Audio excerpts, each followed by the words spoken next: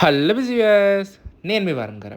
ఈరోజు మా హాస్టల్‌లో పెట్టిన లంచ్ అనేది చూద్దాం వచ్చేయండి. ఫస్ట్‌కి అయితే రోటీ అనమాట. అండ్ రోటీలోకి వచ్చేసరికి ఈరోజు అయితే చన్నా కర్రీ, పెద్ద శనగల కూర అండ్ దాంతో పాటు అయితే వైట్ రైస్ అనమాట. మధ్యాహ్నం టైంలో మోస్ట్ ఆఫ్ ద టైమ్స్ ఇవే ఉంటాయి కర్రీస్, రైస్. ఇదైతే సౌత్ మెస్‌కి వచ్చా అనమాట ఈరోజు. బేసిక్‌గా నార్త్ మెస్‌లోను, సౌత్ మెస్‌లోను సేమ్ ఫుడ్డే పెడుతున్నారు ఈ మధ్యన.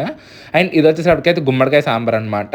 మనకి చాలా ఫేవరెట్. కాకపోతే నాకు అది ఆనపకాయలా కనిపించింది. బట్ గుమ్మడికాయే. పచ్చి గుమ్మడికాయతో చేసేసినట్టున్నాడు.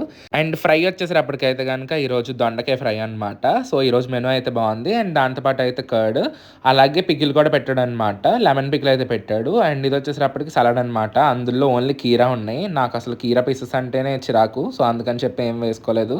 క్యారెట్ ఉంటే తింటా అనమాట. అండ్ దాంతో పాటు గొట్టాలయితే పెట్టాడనమాట ఫ్రైస్‌లోకి. ఇంకా ఈరోజు ఓవరాల్ ప్లేట్ వ్యూ అయితే ఇదే అనమాట. ఇంకా టేస్ట్ విషయంగా వచ్చేసరిప్పటికైతే రోటీ విత్ చన్నా కర్రీ అన్నది ఓకే. ఓకే అనమాట. పర్లేదు తినేటట్టే ఉంది.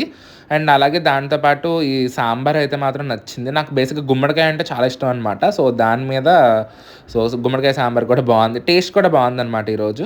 అందరూ డైలీ వ్లాగ్స్ చేయమని అడుగుతున్నారని చెప్పి డైలీ వ్లాగ్స్ కూడా చేసి పెడుతున్నాను.